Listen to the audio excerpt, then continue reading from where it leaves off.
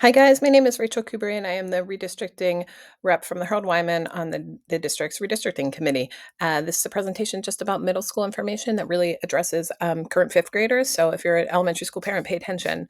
All right, so here's some background. I think this is the current middle school map. We haven't shown it for quite a while at school committee, so I dug around back to March and this is what I found.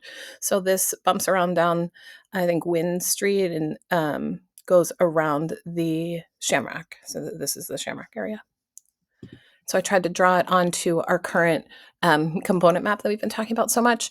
And so this is where I think it goes. So what's our end map? We talked about the end map for elementary schools, and what's our end map for middle schools? Not sure. The school committee didn't make any votes on this last year, so they're talking about it this year. All right, what's the problem at the middle school? So I broke the problem into sort of two different areas, students and space. And so the primary problem that we have right now is that more students are going to the Kennedy.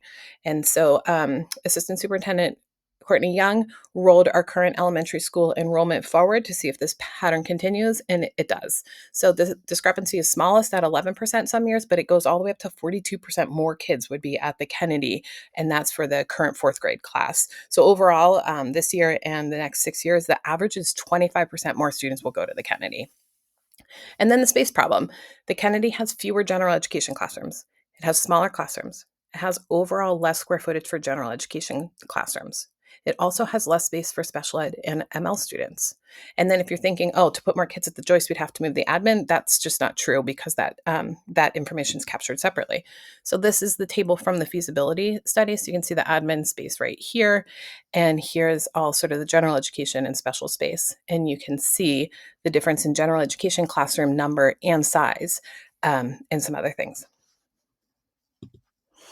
Okay, as a reminder, we have 3 schools that split at the elementary level and split to both middle schools, and that's Malcolm White, the Hurld Wyman, and the Goodyear. So last year we surveyed the parents to see what they wanted to do about that, as we heard conversations at school committee about switching and making one elementary school just send to a middle school. And so the overwhelming majority of folks want a better balance, and that doesn't matter if we looked at everybody who completed the survey, which I think was about 300 people, or if we just looked at the elementary school parents at schools that split, or if we just looked at the group of people in that tiny disparate group. So if you're in the 15 or 20% of kids at the Goodyear or the Malcolm White that go to the Joyce, did you vote differently? No, everybody voted for better balance. Okay, options for fall that the school committee is looking at this month. The 2 choices are do nothing and add flexible assignment or gray zones. So in the do nothing option, the school committee might vote in December to do nothing different for next year. And that means we do nothing, but in the future, change might come. And the other option is adding new flexible assignment areas. And so this would mean that for middle school, it wouldn't impact currently enrolled students. Students are going to the Joyce and the Kennedy right now, but might impact new enrolled students. And so that most of our middle school students who are newly enrolled are 6th graders. And so that would be the current 5th graders. When they get placed for 6th grade, where would they go to school?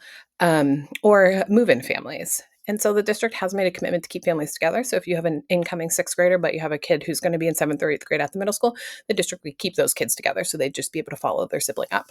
And then a bunch of factors might be considered with placement of kids in those flexible assignment areas. But in this conversation, most importantly, would be enrollment and balancing the enrollment at the 2 schools. All right, so the first option that they mentioned for flexible assignment components is H1, or the area right around the Hurld Wyman. So this is what it looks like on the elementary school map. And then I tried to draw it onto the middle school map. So what would happen if we made this area flexibly assigned to the Joyce and the Kennedy? The Hurld Wyman currently has a 50-50 about split for sending to each middle school. And by changing this area to flexible assignment, especially if we move the majority of kids over to the Joyce to create that better balance at the 2 middle schools, it would create a significant imbalance at the Hurld Wyman for where kids end up going to middle school. And so there would be a big group going to the Joyce. About 85% of kids would go to the Joyce and about 15% would go to the Kennedy. So that actually makes the better balance shifting around middle schools. We're further away from that goal with this option. The second option they're talking about is moving 7 through 10. So you can see it right here, sort of in the center west of Main Street. And that's in Malcolm White area. And that could be flexibly assigned to the Joyce. And so what does this look like for the middle school split? This would mean that the Malcolm White that is currently about 25% up to the Kennedy and I'm sorry, 75% up to the Kennedy and 25% over to the Joyce. This would actually balance that out quite a bit more. And if over time all of these kids end up going to the Joyce, then we'd have a near 50-50 split. So this aligns with the community's ask that we have a better balance for sending from those schools that split. All right, what's next? We have these upcoming meetings. Resources Subcommittee is on Monday at 5:45. Full committee meeting is at 7:30 this week. On the 11th, there's an informational session offered by the district. The Google Meet link's right here. And the full committee meeting on the 17th is when we expect a vote. Here's contact information for your reps, as well as the school committee, Chair Crawley, and the resources chair Wetzel. Lastly, here's the information where I pulled information for this presentation, including this last bullet here around like rolling up those elementary students to see where they go to middle school. All right, I hope this was helpful.